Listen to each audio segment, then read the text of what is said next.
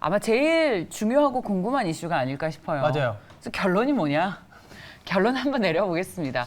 베어마켓 랠리가 이제 끝인 건지 아니면 진짜 이제 조금씩 더 적극적으로 담아가도 되는 시기인지 한번 이 시간은 퀀트로 분석해 보도록 할게요. 네. 신한금융투자 리서치센터의 이정빈 퀀트 담당 애널리스트 모셨습니다. 어서 오십시오. 안녕하세요. 퀀트 하면 이제 데이터로 시장을 보시는 분들이거든요. 네. 조금 더 객관적으로 보자 노력을 하는데 네. 최근에 이제 실적 시즌이 되다 보니까 저희도 리서치 센터 내지는 세미나 다니면 이런 얘기들이 많아요. 네. 이게 이제 본격적으로 하향 조정될 텐데 주가 가겠냐 네. 그런 것도 있고 두 번째는 아니 그거 반영해서 주가가 먼저 빠졌고 밸류에이션은 너무 싼 상황이야 네. 이런 생각들이 들잖아요. 이게 네. 팽팽하거든요. 예. 이거를 퀀트에서는 어떻게 바라보고 계신가요? 예, 지금 사실 이제 주가 같은 경우에는 작년 하반기부터 빠지기 시작했고요. 네. 코스피 어닝 같은 경우는 이제야 고점 대비 하락 신호가 나타나고 있습니다. 그래서 역사상 이 역금융 장사가 가장 길었던 국면이라고 말씀을 드릴 수 있을 것 같은데요. 주가와 이익의 시차가 굉장히 깁니다. 그래서 사실 그런 말씀들이 이제 나올 만한 상황인데 이런 구간을 어떻게 이제 대응을 해야 되는지 포인트가 뭔지에 대해서 말씀을 드려보도록 하겠습니다.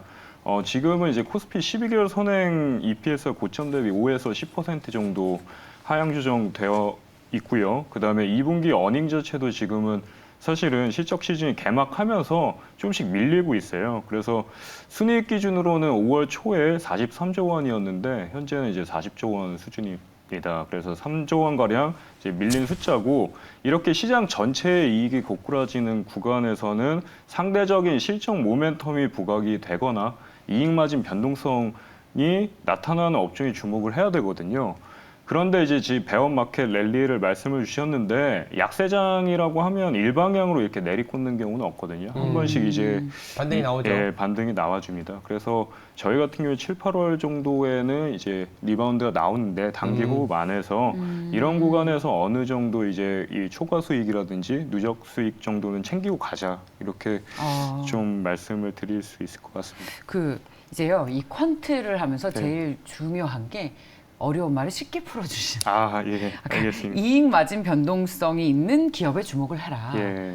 이게 무슨 얘기입니까? 이익 그리고 해당 마진, 업종은 뭡니까? 예. 변동성이 예. 작은 기업. 예, 맞습니다. 그러니까 이익에 대한 변동성이고요. 특히 최근처럼 인플레이션이 올라가는 상황에서는 이 기업들이 원가 부담이 있는데 저희가 이제 소위 영업이익률 많이 보잖아요. 근데 많이 이제 영업이익률 밀리는 상황에서 이런 부분이 방어가 되는 섹터나 업종 종목이 있습니다. 그래서 그런 부분들이 상대적으로 주가 변동성이 낮기 때문에 함께 이제 보자라는 예. 해당 업종은 뭔지는 잠시 후에 네. 공개하겠습니다.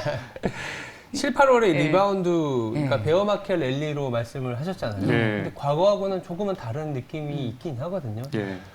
그러니까 코로나 팬데믹 이후에 워낙 강하게 상승한 만큼 최근에 이제 하락도 워낙 가파르게 하락을 하다 보니까 투자자들이 조금은 정신이 없는 상황입니다. 네, 과거와 조금은 어떻게 다르지만 그래도 어떻게 흘러갈지 이게 굉장히 중요하거든요. 예, 예. 사실은 최근 이런 조정 과정은 어떻게 보면은 이게 시스템 리스크로 전이돼서 이 그 꼬리 위험이라고 테일 리스크 다들 압니다.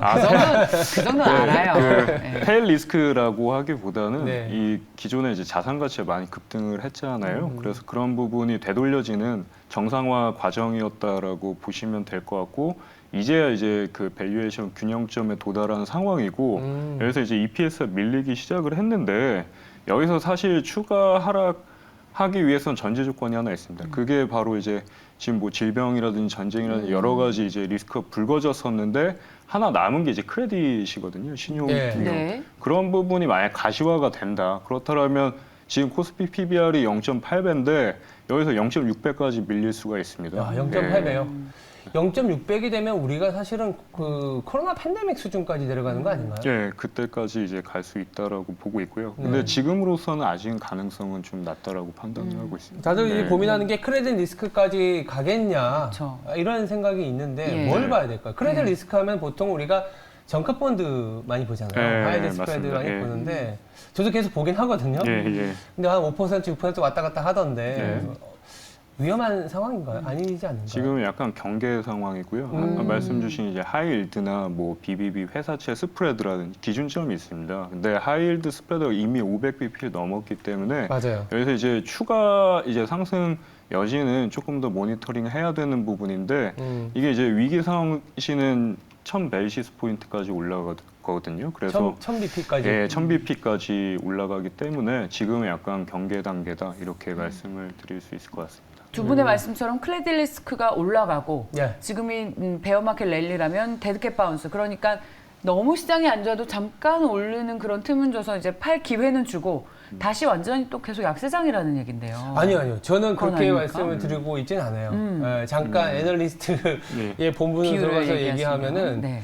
사실 이제 하이힐드 스프레드가 올라가는 건 맞아요. 단기 금리가 올라가면서 이게 뭐 사실 금리가 올라가게 되면 우량한 기업이나 우량한 가게보다는 조금 비우량 한계 기업 쪽에 이제 금리를 더 요구하게 돼 있지 않습니까? 그래서 네. 올라가는 건 맞는데 최근에 우리가 이제 크레딧 리스크가 불거졌을 때 가장 큰 문제는 돈을 빌려준 사람이 돈이 떼이는 리스크거든요. 아. 그러니까 은행들이 어떤 한계 기업들이 망하거나 돈을 롤오버라고 하죠. 돈을 차원 발행을 못했을 때 대손상각이라고 해서 손실을 인식하는 부분이 있거든요. 네. 근데 이게 금융위기 때는 굉장히 컸었어요. 그렇죠. 예, 그리고 미국의 은행권만 하더라도 지금 당장 뱅크런, 그러니까 돈이 필요하면 바로 줄 수 있는 돈이 4%밖에 없거든요. 지금 25%까지 올라와 있기 때문에 충분히 여력이 있다라는 얘기는 하고 있습니다. 그래서 인플레이션 리스크냐 크레딧 리스크냐라고 했을 때는 지금은 인플레이션 리스크다. 그러니까 금리가 올라가면서 밸류에이션이 하락하는 거지.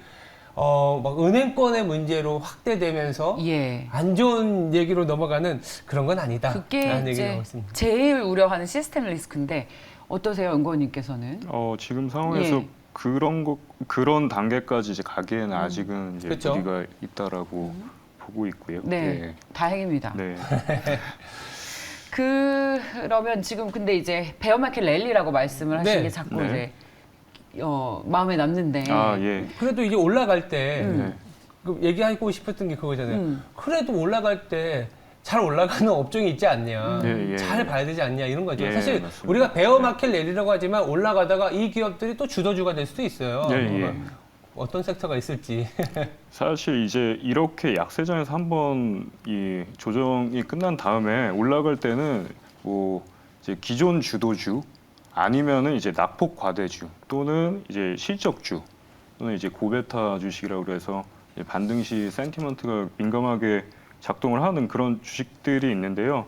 그런 부분에 대해서 이제 유력한 후보군에 대해서 말씀을 드리면 현재는 이제 자동차라든지 2차 전지, 필수 소비재, 반도체, 그리고 소프트웨어, 미디어, 엔터 섹터로 나타나고 있습니다. 그래서 뭐 이제 상대 이익 모멘텀 관점에서는 이제 자동차와 2차 전지가 있고요. 영업이익률 뭐 방어 차원에서는 필수 소비재 그리고 기존에 이제 낙폭이 과했던 외국인이 과매도 했었던 이제 기존 뭐 성장주들 반도체라든지 소프트웨어, 미디어 엔터 정도가 조금 이제 좀 유망해 보입니다. 7, 8월 구간에서요. 이 예. 전부 다 전업종을 얘기하시는 것 같아요. 네. 네?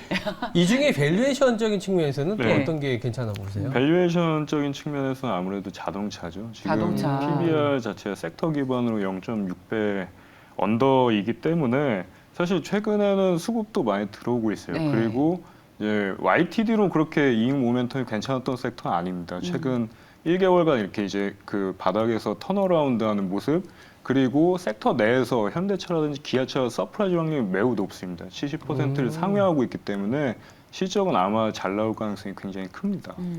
야, 자동차는 정말 저희 단 하루도 빠지지 않고 계속 좋다고 말씀들을 많이 네. 해주셔서 정말 숫자로도 좋게 기록이 되나 봐요. 근데 이미 좀 많이 올랐다는 생각은 안 하세요? 왜냐하면 지금 경기 둔화에 대한 우려는 계속 나오고 있고 네. 오늘 포드도 또 사람 줄인다고 하고 이러다 보니까 적극적으로 이 종목을 사야 하나라는 것에 대해서는 늘 네. 경계감을 가지고 좀 몸을 사리게 돼요. 보통 그런 게 있잖아요. 예, 잘 안 예. 빠진 기업들 밸류에이션이 특히 우리나라 자동차가 참 묘한 게 예. 방어주적인 역할을 하는데 올라갈 때도 소외주가 아, 되다 보니까 맞습니다. 그런 고민이 좀 있지 않습니까? 예, 맞습니다.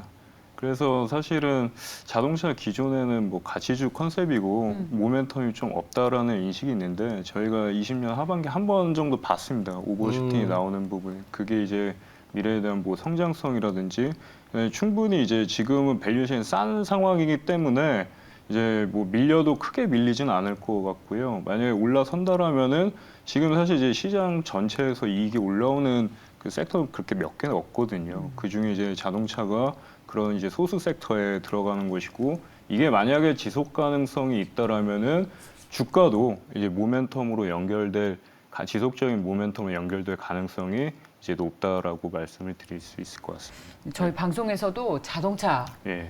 탑픽으로도 많이 얘기해 주셨고 이외에 또 그러지. 반도체 예. 꾸준히 저희 네. 우리 앵커께서는 예. 특히 SK 하이닉스 탑픽이십니다. 조선주도 앞서 예. 신재생에너지 그 아이디어로 LNG 관련해서 네. 또 좋다. 예. 저희 이제 성공습관투데이의 탑픽은 조선, 자동차, IT 정도로 압축을 예, 할 수 예. 있어요. 그리고 오늘 퀀트 분석으로도 좋다고 말씀을 예. 해주셨는데 최근에 이렇게 주가가 좀 많이 빠졌어요. 예, 예. 이걸 악재가 반영이 되고 있는 것이다라고 봐도 되는지. 아, 최근에 이제 예. 전체적으로요. 네. 예. 그거는 이제 선제적으로 이제 시장에서 프라이싱이 된 거고 사실 뭐 테이퍼링이라든지 러우에 따른 인플레이션 우려 이런 게 이제 선반영이 된 거고 그 부분은 이미 다 반영이 돼서 이제 실적이 그렇게 내려가는 거거든요. 지금 약간 주가 선행성이 분명히 존재합니다. 그래서 이익이 바닥이 다지려면은 아무래도 이제 3Q까지는 가봐야 될 것 같고 3분기까지. 예, 2분기는 실적은 무난할 것 같아요. 2분기는 예. 오히려 환율가 때문에 그런가요? 어떤 부분인가요? 환효과도 있고 이런 이제 금리가 올라가는 부분이 이제 소비로 연결되고 소비가 이제 기업 매출대까지 연결되는 데는 이제 시차가 좀 존재하고 시차. 예. 그래서 이제 3분기 프리뷰 시즌 때 아무래도 EPS는 많이 이제 하락하지 않을까. 그때 이제 10월 정도로 예상을 하고 있는 거고요. 2분기는 뭐 현기차를 제외하고 나서는 삼성전자처럼 컨센서스는 미스하되 이제 전년 대비로는 실적이 잘 나오는 그런 기조를 다른 대형주들도 이어가지 않을까 그렇게 보고 있습니다. 조선 IT 자동차가 사실 우리나라의 대표적인 예. 수출주다 보니까 네. 외국인들의 매도에 사실은 뭐 온몸으로 받은 직격탄을 업종이라고 할 수 받죠. 있잖아요. 예.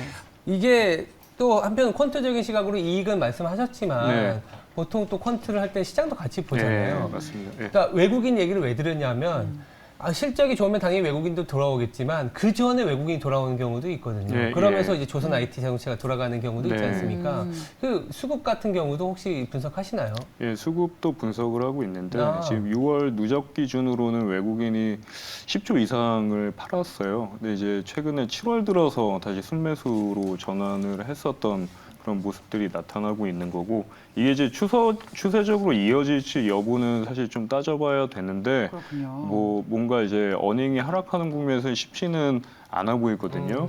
그리고 20년 팬데믹 이후부터 줄곧 이제 팔아왔기 때문에 이렇게 이제 장기적으로 외국인이 누적 이제 순매도가 증가하는 구간은 역사상 처음이다. 이렇게 이제 말씀을 드릴 수 있을 것 같습니다. 네. 네. 여름 동안은 분명히 좋다. 근데 3분기 이후에 실적에 대한 어떤 하향 조정이랄까요? 이렇게 숫자로 나타나면 네. 지금 여름에 좋은 분위기를 계속 이어갈 수 있을지는 좀 확인 다시 네. 필요하겠다라는 네. 말씀으로 정리하겠습니다. 여름 일단 같이 좀 즐기시죠. 네. 신한금융투자 퀀트 담당 이정빈 애널리스트였습니다. 고맙습니다. 예, 감사합니다. 감사합니다. 네.